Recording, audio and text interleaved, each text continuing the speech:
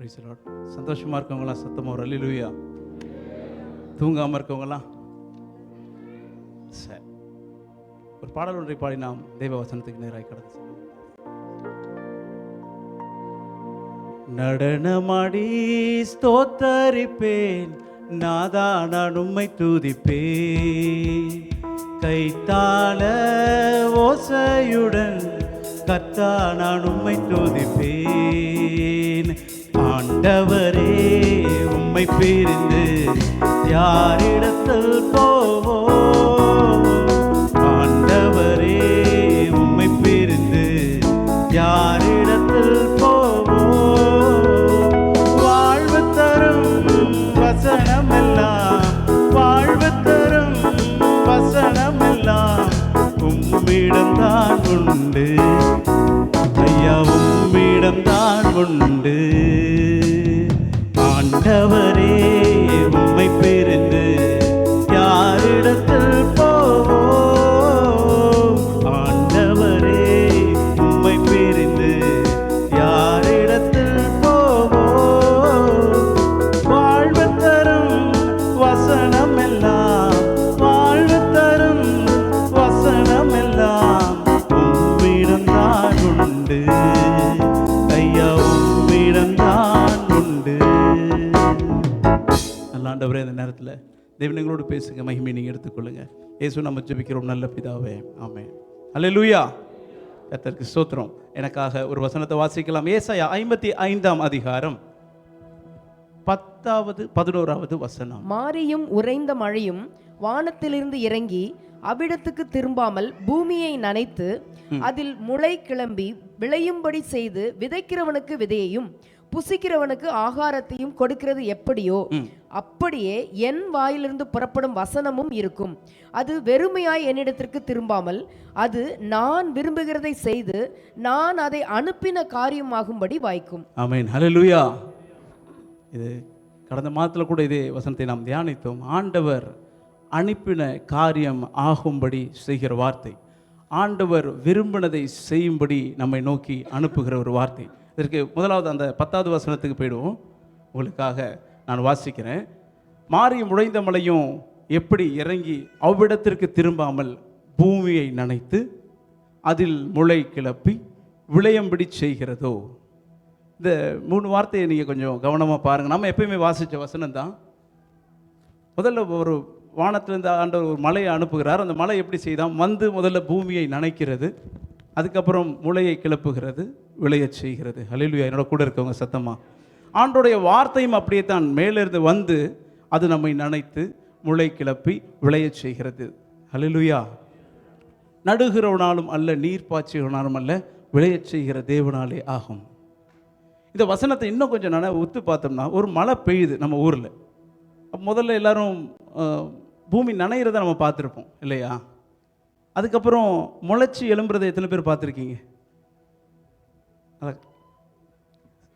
போன வாரம் தான் சங்கர் கேட்டார், என்ன எதுக்கு மழை பெஞ்சதை பார்த்துருப்போம், கீழே முளை விட்டதை பார்த்துருப்போம் இல்லையா? ஒரே ஒரு கேள்வி. ஆண்டவர் வானத்திலேருந்து மழையை அனுப்புகிறார். அப்போ கீழேருந்து எப்படி முளை கிளம்புது? நம்ம ஊரில் தண்ணி ஊற்றுறோன்னு வச்சுக்கோங்க. இந்த இடத்துல தண்ணி ஊற்றுறோம், இங்கே முளை வருமா? வராது. வெளியில் போய் பூமியில் தண்ணி ஊற்றுறோம், அந்த இடத்துல முளை வருமா? எப்படி வருது? சத்தமா சத்தமா விதை இருக்கு, ஏதோ ஒன்று கீழே கிடக்கு, அது முளைச்சி எழும்புது. ஹல்லேலூயா. இப்போ ஆண்டவர் மழையை அனுப்பும் பொழுது கீழே ஏதோ ஒரு விஷயம் அடைந்து கிடக்கிறது, முளை விட்டு எழும்புகிறது. எத்தனை பேர் என்னோட கூட இருக்கிறீங்க? ஹல்லேலூயா.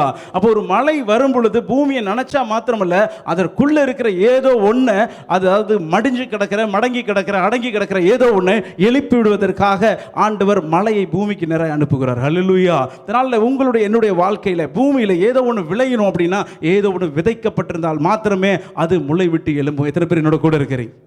ஹல்லேலூயா. நமக்கெல்லாம் தெரியும், புதிய ஏற்பாட்டில் எப்படியா சொல்ல, விதைக்க ஒருவன் புறப்பட்டான். அவன் பல நிலங்களில் விழுந்துச்சு, கல் இருக்கிற இடத்துல விழுந்துச்சு, மண்ணில் விழுந்துச்சு, முட்செடியில் விழுந்துச்சு. அந்த விதை எதுக்கு ஒப்பாய் சொல்லப்பட்டிருக்கிறது? விதை என்பது வசனம். விதை என்பது வசனம். ஒரு இடத்துல விதை வசனமாக சொல்லப்பட்டிருக்கிறது. இதே இடத்துல என்ன சொல்லியிருக்குது? ஆண்டவர் மலையை வசனமாக சொல்கிறார், என் வாயிலிருந்து புறப்படுகிற வசனமும் அப்படியே இருக்கும். இப்போ ஒரு சின்ன கோரிலேஷன். ஆல்ரெடி ஆண்டவர் நமக்குள்ள அநேக வசனங்களை அனுப்பியிருக்கிறார். விதைக்கப்பட்டிருக்கிறோம். எத்தனை பேர் கூட இருக்கிறீங்க? வேதம் வாசிக்கும் போது, நம்ம சர்ச்சுக்கு வரும்போது அநேக காரியங்கள் நமக்குள்ளே அடங்கி கிடக்கும். இதை எல்லாவற்றும் அப்படியே கலெக்ட் பண்ணி வச்சுக்கிட்டே இருப்போம். ஆனால் மேலேருந்து அனுப்பப்படுகிற மழை இருக்குல்ல, அது இதை எல்லாத்தையும் எழுப்பி விடுவதற்கு போதுமானதாக இருக்கும். ஹல்லேலூயா. ஒரே ஒரு மழை, ஃபுல் டைம் மழை தேவையில்லை, ஒரு சின்ன சாரல் முளை கிளம்பும்.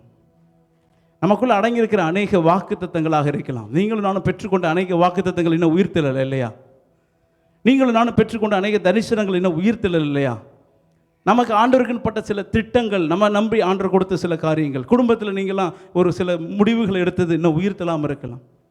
ஆண்டவருக்கு நீங்களும் நானும் செய்கிற ஏதோ ஒரு காரியம், வாழ்க்கையில் பல விஷயங்கள் நீங்கள் பிளான் பண்ணியிருக்கலாம், அதெல்லாம் உயிர்த்தெழாமல் அப்படியே மடிந்த நிலைமையில் ஒருவேளை கடந்துச்சுன்னா, அது அநேக காரியங்களை நான் சொல்லிக்கொண்டே போகலாம்.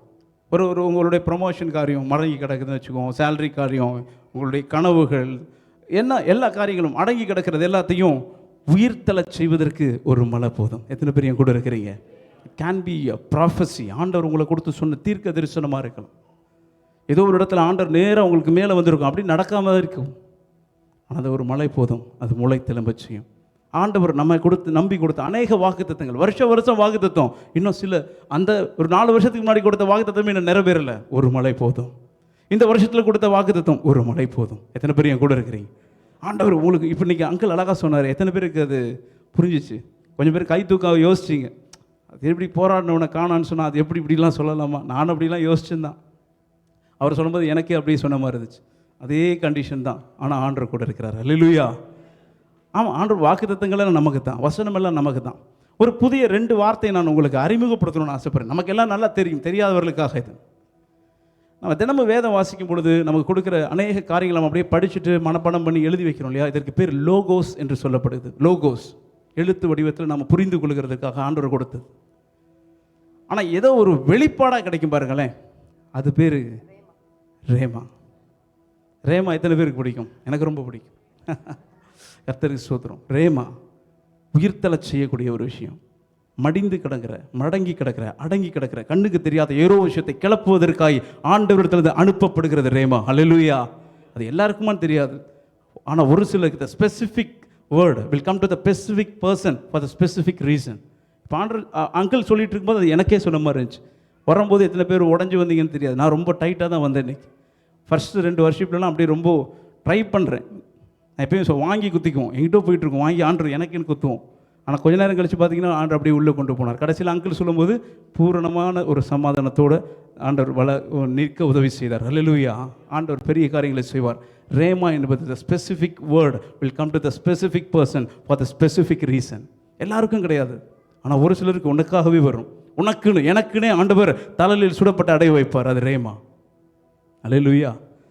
அது ஒரு வெளிப்பாடு. நீங்கள் எல்லாம் அநேக புத்தகத்தை வாசிச்சுட்டு இருக்கலாம், வசனங்களை பக்கங்களாக 2-3 அதிகாரம் வாசிச்சுட்டே இருப்பீங்க. மூடி வச்சதுக்கப்புறம் ஏதோ ஒன்று உங்களுக்குள்ளே நின்றுருக்கும். அது ரேமா. ஆண்டவர் உன்னை நம்பி கொடுக்கிறது, என்னை நம்பி கொடுக்கிறது. அதற்கு ஒரு வல்லமை உண்டு, அதில் ஜீவன் இருக்கிறது, அதில் ஆவி இருக்கிறது. அது நம்மை உயிர்த்தலை செய்யும், அது நம்மை ஓடச் செய்யும். எத்தனை பேர் என் கூட இருக்கீங்க? உணர்ந்தவங்க மாத்திரம் சத்தம் ஒரு அல்லேலூயா. அது மாதிரி என் கூட ஆண்டவர் ஆமாம் எனக்குன்னே பேசினார் அப்படின்னு சில நாட்களை கடந்தவங்க மாத்திரம் அல்லேலூயா. சில நேரம் வருவோம், பலிபீடத்துலேருந்து வருகிற சத்தம் அப்படியே என் சபைக்குன்னு தெரியும், திடீர்னு பார்த்தா அது நமக்குன்னு மாறும்.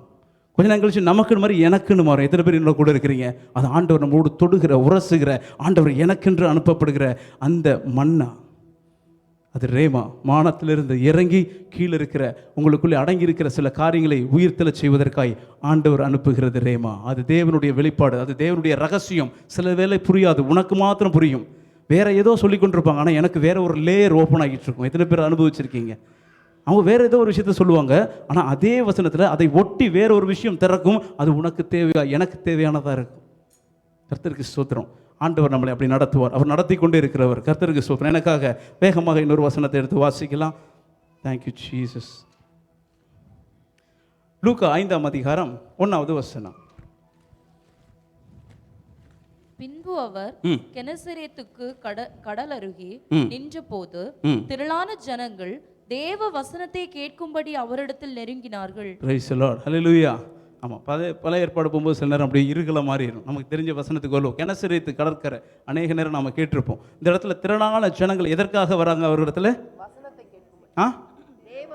தேவ வசனத்தை கேட்கும்படி அவரிடத்துல நெருங்கினார்கள். உங்களை போல என்ன போல வசனத்தில் வாஞ்சை உள்ளவர்கள் ஆண்டவரை நெருங்கி வருகிறார்கள். அடுத்த வசனம் அப்படியே. அப்பொழுது கடற்கரையிலே நின்ற 2 படவுகளை கண்டார். மீன் பிடிக்கிறவர்கள் அவைகளை விட்டு இறங்கி வலைகளை அலசி கொண்டிருந்தார்கள். அதுக்கு அடுத்தது, அப்பொழுது அந்த படவுகளில் ஒன்றில் ஏறினார். அது சீமோனுடையதா இருந்தது. அதை கரையில் இருந்து சற்றே தள்ளும்படி அவரை கேட்டுக்கொண்டு அந்த படவில் உட்கார்ந்து ஜனங்களுக்கு போதகம் பண்ணினார். ஆமென், ஹல்லேலூயா. இது ரொம்ப நாள் நம்ம அநேகமாக கேட்டிருப்போம், ரொம்ப அதிகமாக கேட்டிருப்போம், அநேக பிரசங்கங்களும் கேட்டிருப்போம். கெனசரேத்து கடற்கரைக்கு ஆண்டவர் வருகிறார், அந்த இடத்துல நிற்கிறார். வசனத்தை கேட்கணும் என்பதற்காக அநேக ஜனங்கள் அவரை நெருக்கி கொண்டு போகிறார்கள். அந்த இடத்துல ஆண்டவர் ஒரு 2 படகை பார்க்குறார். 2 பேர் வலையெல்லாம் அலசிட்டு இருக்கான். அதில் இவர் ஏறுகிறார். ஏறி உட்கார்ந்ததுக்கு அப்புறம் இப்பொழுது சீமோன் பேதுருட்ட ஒரு வார்த்தையை சொல்கிறார், இந்த படகை கொஞ்சம் அங்கே தள்ளிட்டு போயிடுங்க. ஆண்டவர் பேதுருவோடு பேசுகிற கட்டம் அந்த 3வது இடத்துல தான் பார்க்கும். அதை கரையிலிருந்து சற்றே தள்ளும்படி அவனை கேட்டுக்கொண்டார், பேதுருவை கேட்டுக்கொண்டார். பேதுருவுக்கு அது வரைக்கும் நிற்கிறது யாருன்னு தெரியாது. படகுல ஒரு ஆள் ஏறும்போது பார்த்துருக்கலாம். இப்பொழுது தான் படகுல தான் ஆண்டவனோடு பேசுகிறார். கொஞ்சம் அந்த படகை கொஞ்சம் தள்ளி, அந்த கரையிலேருந்து கொஞ்சம் தள்ளிட்டு போங்க. இத்தனை பேர் என் கூட இருக்கிறீங்க. இது சாதாரண விஷயமா இருந்தாலும் பேதுருவுக்கு அப்போ தான் ஆண்டவர் தெரியும். ஆனால் ஆண்டவருக்கு அவனை ஆதியிலிருந்தே தெரியும். அவன் தாயின் கற்பத்தில் உருவாவதற்கு முன்னவே தெரியும். இந்த பேசேஜில் எப்போ அவருக்கு தெரியுமா? கெனசரேத்து கடற்கரையில் நிற்கும் போதே அவருக்கு தெரியும். இப்போ அப்படியே 2 படகை பார்க்குறாரு. அவருக்கு தெரியும் இந்த படகுல தான் ஏற போகிறோம். எல்லாமே ஆண்டவர் முன்னாடியே நிர்ணயம் பண்ணினது. இந்த நாளில் கூட நாம் நினைப்போம் ஆண்டவர் இப்போ தான் நம்மகிட்ட பேச ஆரம்பிச்சிருக்கார். இந்த சர்வீஸில் இப்போது அவங்க சொல்லும் பொழுது என்கிட்ட பேசியிருக்கிறார். ஆண்டவர் நம்மை ஆதியிலே முன்குறித்த தேவன். ஹல்லேலூயா. அவர் அநேக நேரம் பேசிக்கொண்டே இருக்கிறவர், நம்மை கண்டு கொண்டே இருக்கிறவர். ஆனால் நமக்கு தெரியாது அவர் என்னை காண்கிற தேவன் என்று, நமக்கு தெரியாது அவர் என்னோடு பேசிக்கொண்டே இருக்கிறார்னு சொல்லி எப்பொழுது நாம் எல்லா சத்தத்தையும் அடக்கி அவர் மார்பிலே சாய்கிறோமோ அப்பொழுது அவருடைய இருதய துடிப்பு உங்களுக்கும் எனக்கும் கேட்கும். ஹல்லேலூயா. அவர் என்னோடு பேசி கொண்டிருக்கிறது எல்லா சத்தத்தையும் அடக்கி கேட்கும் பொழுது கேட்கும். பேதுரு பார்க்கிறார் அந்த இடத்துல கொஞ்சம் தள்ளிட்டு போங்கன்னு சொல்லி. அடுத்த வசனம் வாசிச்சிருங்க. அவர் போதகம் பண்ணி முடித்த பின்பு சீமோனை நோக்கி ஆழத்திலே தள்ளி கொண்டு போய் மீன் பிடிக்கும்படி உங்கள் வலைகளை போடுங்கள் என்றார். Price the Lord. இப்போ போதகம் பண்ணி முடிச்சிட்டு சீமோனை நோக்கி ஆழத்தில் தள்ளி கொண்டு போய் மீன் பிடிக்கும்படி உங்கள் வலைகளை போடுங்கள் என்றார். 2வது வசனத்தில் பார்த்தோம், போதகம் பண்ணினார். படகுல நின்று வேத வசனத்தை ஏற்றுக்கொள்ளணும்னு வந்த ஜனங்களுக்கு ஆண்டவர் போதகம் பண்ணினார். முன்னாடி நான் உங்கள்கிட்ட சொன்னேன் இல்லையா, அது லோகோஸ், அது வார்த்தை அப்படியே வந்து கொண்டே இருக்கிறது. இதில் பேதுருவும் கேட்டுக்கொண்டே இருக்கிறான். லோகோஸ் எல்லாத்துக்கும் போகிறது, அவருக்கும் வந்து கொண்டே இருக்குது. இப்போ அந்த பிரசங்கம், அந்த போதகம் முடிந்த பின்பு சீமோனை நோக்கி ஆழத்திலே தள்ளி கொண்டு போய் மீன் பிடிக்கும்படி உங்கள் வலைகளை போடுங்கள் என்றார். இது ரேமா, இது பேதுருவுக்கே உண்டான வார்த்தை. எத்தனை பேர் என் கூட இருக்கிறீங்க? எத்தனை பேர் உணர்ந்திருக்கிறீங்க? இல்லை இது லோகோஸ், இல்லை இது ரேமா அப்படின்னு எத்தனை பேர் கண்டுபிடிச்சிருக்கீங்க? கை தூக்குங்க, கண்டுபிடிச்சவங்க மாத்திரம்.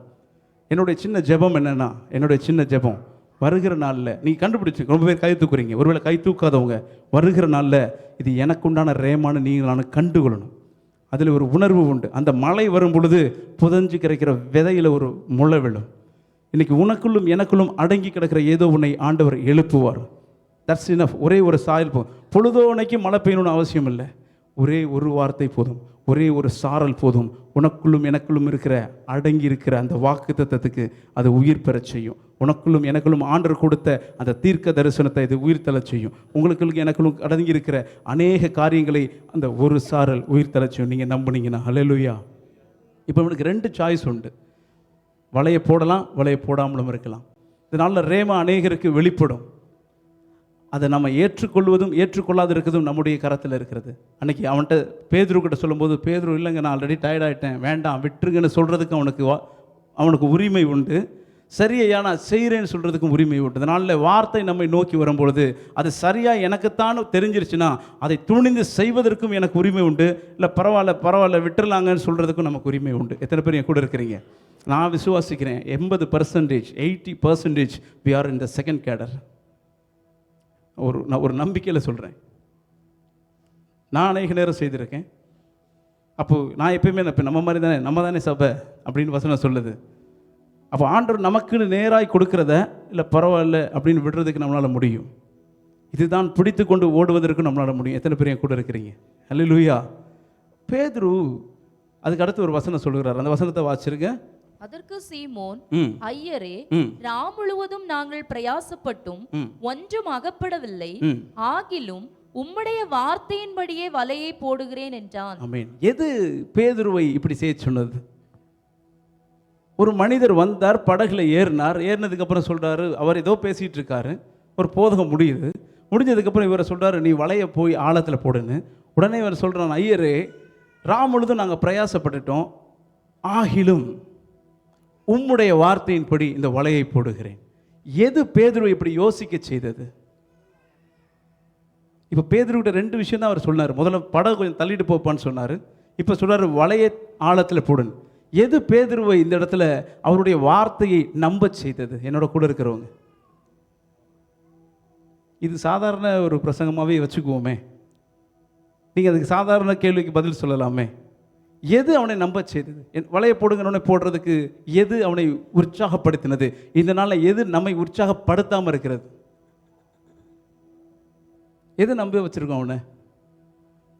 அவன்கிட்ட சொன்னது 2 வார்த்தை. முதல்ல படகை தள்ளுப்பா. இப்பொழுது லோகோஸ் எல்லா சைடும் போய்கொண்டே இருக்கிறது. இப்போ சொல்றாரு வலையை கொண்டு போய் ஆழத்தில் போடு. எது அவனை உருவாக்கினது? எது அவனை விசுவாசிக்க செய்தது? எது அவரை நம்ப செய்தது? எது இந்த முடிவுக்கு அவனை ஒப்பு கொடுக்க செய்தது? எது அவனை இன்னும் அதிகமாய் அவன் எதில் ஃபெயில் ஆனானோ அதை திரும்பி செய்யலான்னு சொல்லி எது அவனை தட்டி விட்டது? சத்தமா ரேமா? ரேமா தான் கரெக்ட். இப்போ அவர் சொன்னது ரேமா. அதற்கு முன்னாடி லோகோஸ் சொல்லிக்கிட்டே இருக்கார்ல. சில நேரம் போதகத்தில் அவனுக்கு பிரயோஜனம் இல்லை. அவர் சொன்ன எந்த வார்த்தையும் பேதுருவுக்கு பிரயோஜனம் இல்லை.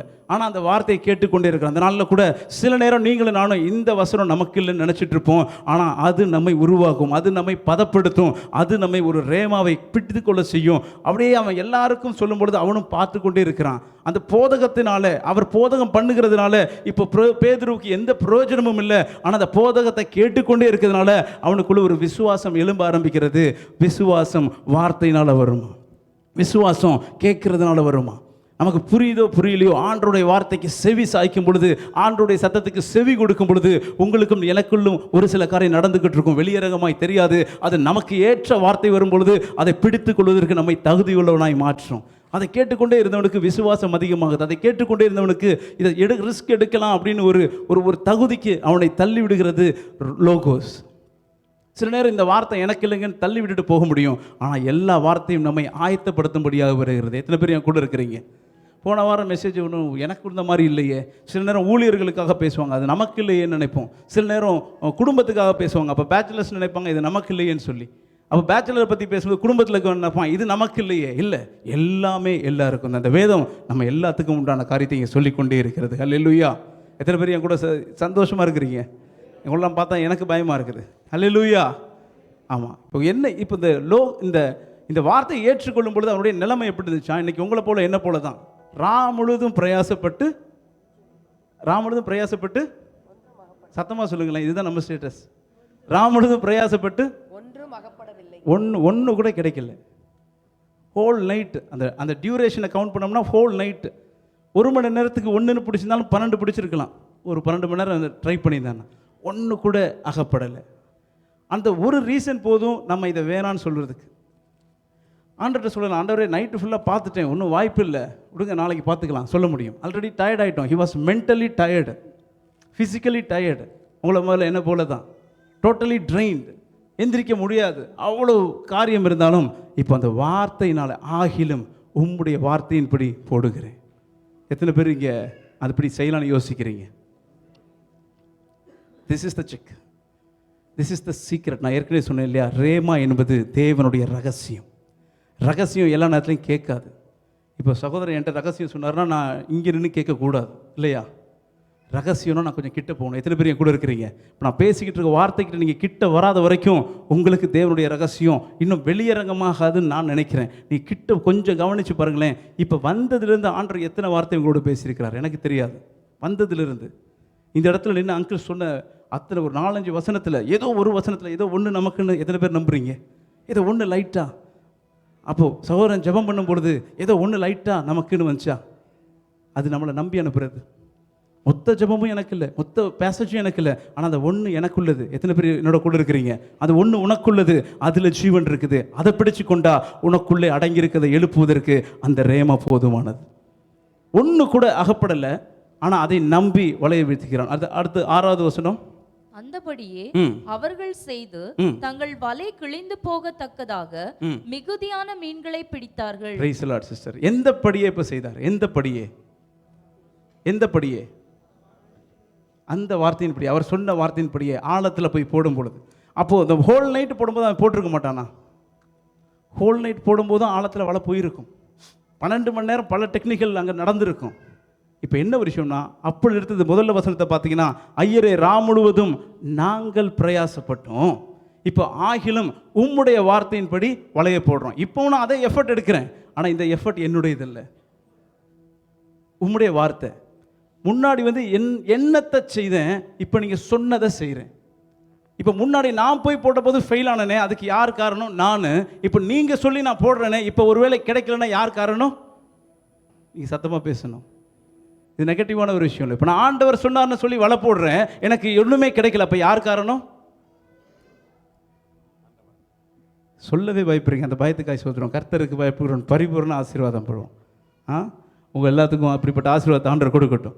இப்போது அது வரைக்கும் என்னுடைய ஆக்டிவிட்டி, நீங்கள் நானாக போட்டது, இப்போ நீங்கள் சொன்னதுனால போடுறேன். This activity is yours, your command. இது வரைக்கும் என்னுடைய my effort will I put my effort, I am owner of my effort. என்னுடைய அந்த திராணிக்கு, என்னுடைய அந்த பிரயாசத்துக்கு நான் தான் எஜமானேன். I am the owner for that effort to solve my problem. என்னுடைய பிரச்சனையை தீர்க்கிறதுக்கு நான் சில முடிவுகள் எடுக்கிறேன், அதுக்கு நான் தான் ஜவாப், நான் தான் அதுக்கு முதலாளி, நான் தான் எஜமானன். ஆனால் இப்போது நீங்கள் சொல்கிறீங்க, ஆனால் அதே பிரயாசத்தை நான் எடுக்கிறேன். எந்த பிரயாசத்துக்கு நான் எஜமானன் அல்ல, நீர் எஜமானன். எத்தனை பேர் என் கூட இருக்கிறீங்க? இன்னைக்கு வலை போயிட்டு சும்மா வரணும்னா, ஒருவேளை if I put my effort then it may be empty. இப்போ அந்த எஜமானன் சொல்லி அதே எஃபர்ட்டை நான் திரும்பி போடும் பொழுது, இந்த வலை நிரம்பினாலும் அவர் தான் காரணம், இது நிரம்பலனாலும் அவர் தான் காரணம். எத்தனை பேர் என்னோட கூட இருக்கிறீங்க? அவர் நாமத்தை ஒருபொழுதும் கீழே விட மாட்டார். அவர் ஒருபொழுதும் அவருடைய நாமத்துடைய மகிமையை ஒருபோதும் விட்டு கொடுக்க மாட்டார். ஒருபொழுதும் யாருக்காகவும் அவருடைய ஸ்டாண்ட்லேருந்து அவர் கீழே வர மாட்டார். எத்தனை பேர் என் கூட இருக்கிறீங்க? இது அவர் சொல்லியிருந்தா இந்த வலை நிரம்பும்.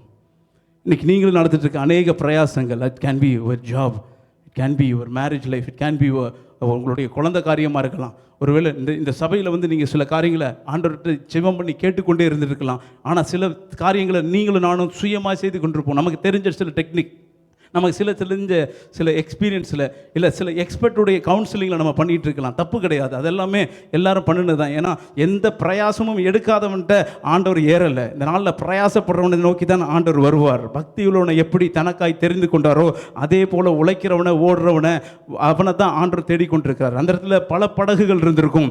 எந்த படகு பிரயாசப்பட்டும் ஒன்று நிறையாமல் இருக்குதோ அந்த படகை தான் ஆண்டவர் கண்டு கொள்கிறார். இந்த நாளில் கூட நீ அநேக பிரயாசப்பட்டும் இன்னைக்கு ஆண்டவருடைய அந்த சர்க்கம்ஸ்டன்ஸில் நின்று கொண்டிருக்கிறீங்க. அந்த சபைக்குள்ளே வந்து நீங்களும் நான் நின்று கொண்டிருக்கிறோமா?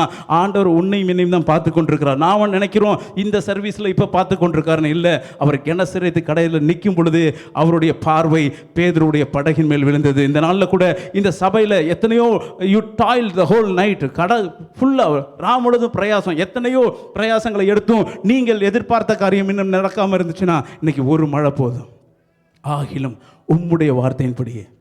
நாம் நினைக்கிறோம் இப்போ தான் நம்ம ஆண்டரை பார்த்துட்டு இருக்கணும். ஹீஸ் ஆல்வேஸ் வாட்சிங், ஹீஸ் ஆல்வேஸ் வாட்சிங். எப்போ கெனசரேத்து கடைக்கு வந்தார்னு அங்கே குறிப்பிடப்படலை. கெனசரேத்து கடைக்கு வந்தார், அவர் நின்றார். ஒருவேளை நைட்டு ஃபுல்லாக தொடர்ந்து போட்டை தள்ளிட்டு வந்து கரையில் நிறுத்துகிற வரைக்கும் கூட அவர் நின்றுருக்கலாம். அதனால கூட ஆண்டவர் நம்மளுடைய பக்கத்தில் தான் நின்றுட்டுருக்கார். எத்தனை பேர் கூட இருக்கிறீங்க? எத்தனை பேர் கூட இருக்கீங்க? ஆண்டவர் உங்களை, நீங்கள் உள்ளே வரதுக்கு முன்னாடியே அவர் வந்துட்டார். நம்ம அநேக நேரம் சொல்லுவோம். ஆக்சுவலாக அவர் ஹீ இஸ் எவ்ரிவேர். வீட்டில் நான் ஸ்டார்ட் பண்ணும்போது, இல்லை இன்றைக்கி காலையில் நான் எழும்பும்போது, ஏதோ ஆண்டவர் always is looking at us. அவர் நம்மளை பார்த்து கொண்டே இருக்கிறார். அவர் ஏற்ற நேரத்தில் நம்மளோடு பேசுகிற ஒரு வார்த்தை, அது நீங்களும் நானும் எதிர்பார்க்காத சில முடிவுகளை கொண்டு வரும். இந்த மீன் எப்படி கிடச்சிச்சு? மீன் எப்படி கிடச்சி? ஆழத்தில் போட்டதுனால இல்லை, வலை போட்டதுனால இல்லை, அவர் சொன்னதை கேட்டதுனால கிடச்சிச்சு.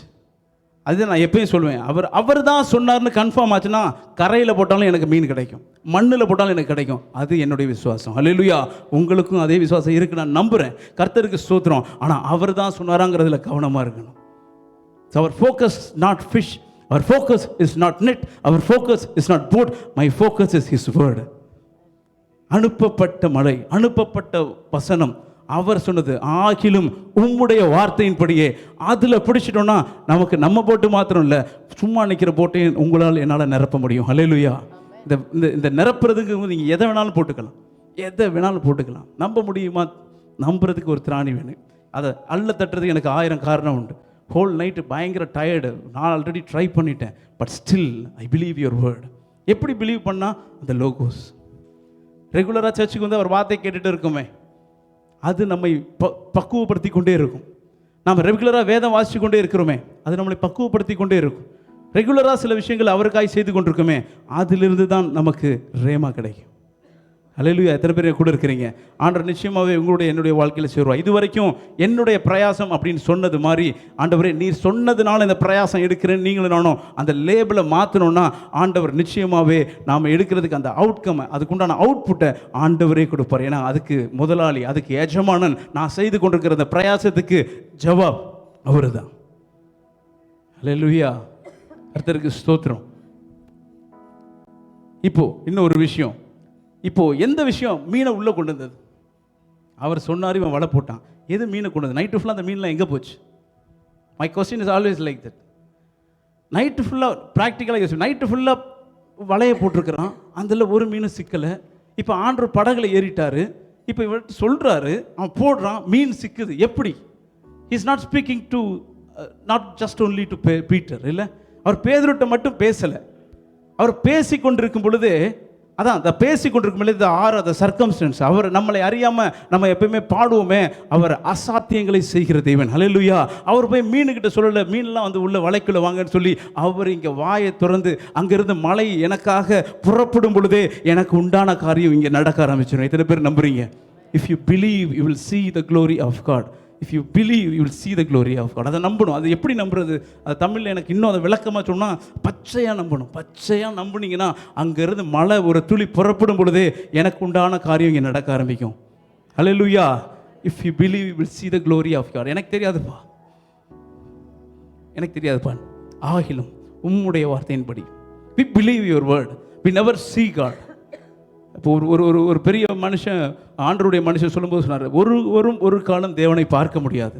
ஆனால் தேவன் தம்மை எப்படி வெளிப்படுத்தி காட்டுகிறார் என்றால், வார்த்தையில் இருக்கிற வெளிப்பாடுகளின் மூலமாய், எனக்கு கிடைக்கிற சில வெளிப்பாடுகள் மூலமாய் ஆண்டவர் தம்மை வெளிப்படுத்தி காட்டுகிறார். எனக்கு நீங்கள் படிக்கும்பொழுது உங்களுக்கு ஒரு வெளிப்பாடு கிடைக்கும். அதன் மூலமாய் நீங்கள் தேவனை அறிந்து கொள்ள முடியும், உணர்ந்து கொள்ள முடியும். இந்த நாளில் கூட என்ன, அதே கடலில் அதே மீன் அங்கே சுற்றிக்கிட்டு இருந்தது தான். ஆனால் அவர் வார்த்தை வரும்போது இப்போ வலைகளுக்குள்ள மீன் வருது. ஹல்லேலூயா. கொஞ்ச நாளுக்கு முன்னாடி சபையில் ஒரு சத்தம் கேட்டது. அதே தண்ணி, கசப்பான தண்ணி, பக்கத்தில் ஒரு மரக்கட்டை அப்போ இருந்து கிடந்துட்டு இருக்கு. இப்போ போகிறான், எல்லாரும் கீழே பார்த்து கசக்குதுன்றான். ஒரே ஒருத்த மாத்திரம் மேலே பார்க்குறான். ஆண்டவரே என்ன? இப்போ புறப்பட்டு வருகிறது ரேமா. கட்டையை தூக்கி தண்ணியில் போடும், அந்த மரத்தை கண்ணியில் போடு.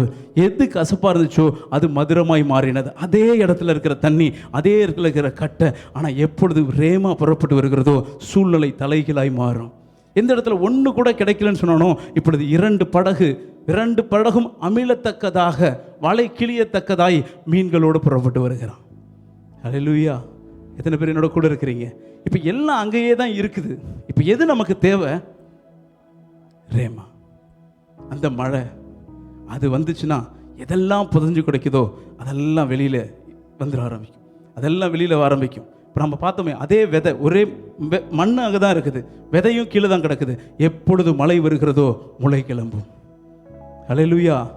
கடைசியாக நான் முடிக்கிறேன். எரேமியா 11 3வது வசனம், 11ஆம் அதிகாரம் 3வது வசனம். என் சத்தத்தை கேட்டு நான் உங்களுக்கு கற்பிக்கிறபடியே. Praise the lord, praise the Lord.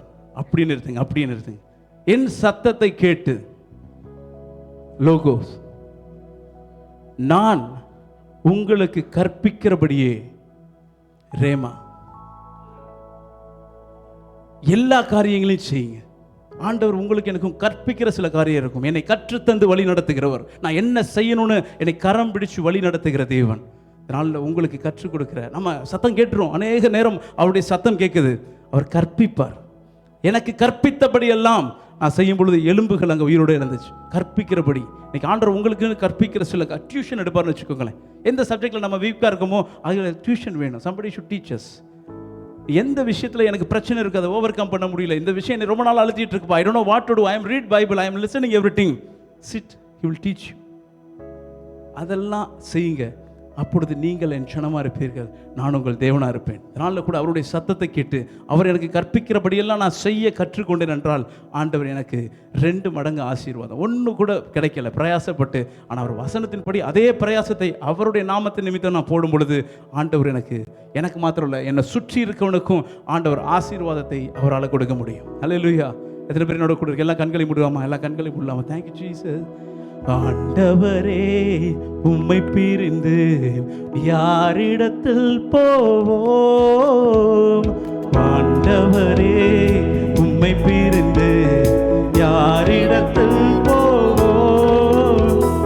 வாழ்வு தரும் வசனமெல்லாம், வாழ்வு தரும் வசனமெல்லாம் உம்மிடம் தான் உண்டு ஐயா, உம்மிடம் தான் உண்டு, உம்மிடம் தான் உண்டு ஐயா, உம்மிடம் தான் உண்டு.